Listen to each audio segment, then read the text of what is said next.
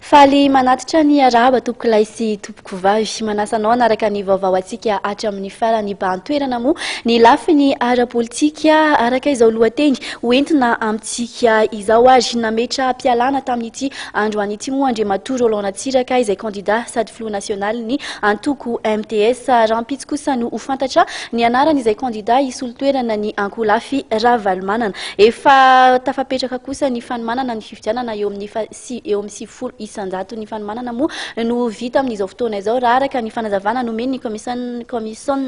commission azafady misana ny fifidianana eo anivon'ny distrika fahatelo avy hatrany ary isika dia hiroso ao anatin'ny vaovao ara-politika ankafatsika ny fampahalalam-baovao ho fantatra rahampitsoara-mofo ny candidat izay hisolo-toerana ny Ankolafy Ravalomanana raha araka ny nambarana Andriamatoa Mamy Rakotoarivelo dia hisy ny taratasy fangatahana fanovana candidat izay ho apetraka izy ireo eo anivon'ny CES ny andinindiny izay ary. Rahampitso ny fantatra ny anaran'izay ho candidat hisolo-tena ny Ankolafy Ravalomanana. Ametraka taratasy fangatahana fanovana candidat eo anivon'ny fitsarana manokana misana ny fifidianana tokoa ny Ankolafy ity rahampitso. Mieritreritra Andriamatoa Rakotoarivelo Mamy filohan'ny delegation'ny Ankolafy Ravalomanana fa tsy tara zany ny fanapahan-kevitra raha niona tamin'ny mpanao gazety ny tena ny otolakandreo teny faravohatra. Nametraka ny antsoina hoe requête en rétractation zany hoe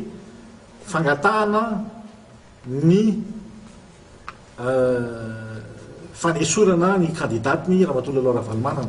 ary io enquête en rétractation io tamin'ny talata teo zany no navoaka napetraka teny amin'ny CES teny Ambohida nivaly tamin'ny fomba ofisialy azonay androany zany ny vokatra io enquête requête pour rétractation io dia nivaliny zany dia hoe tsy ekena ny fangatahanareo fa tsy maintsy miala Ramatoa Ravalomanana fa hoe tsy mifanaraka amin'ny lalàna sy ny fepetra momba ny fifidianana eto Madagasikara izany candidature izany. Fa ny tena marina zany dia androany voavoarainay io notification ny requête pour rétractation dia tsy zany nivaliny tsy miverina amin'ny teniny zany ny CES momba n'io requête pour rétractation io dia nanapa-kevitra ny Mivasa Ravalomanana fa hiditra amin'ny dalana faharoa amin'ny faharoa zany amin'ny voalazan-dalàna dia hoe ny fametrahana ny candidature vaovao misolo ny candidature ny Ramatoa Laloha Ravalomanana. Tsy azo iodivirana tokoa ny Ankolafy Ravalomanana raha iresaka fifidianana ho hiatrany Andriamatoa Rakotoarivelo Mamy. Azo eritreretina amin'ny saina tsy miangana ve fa fifidianana tsy misy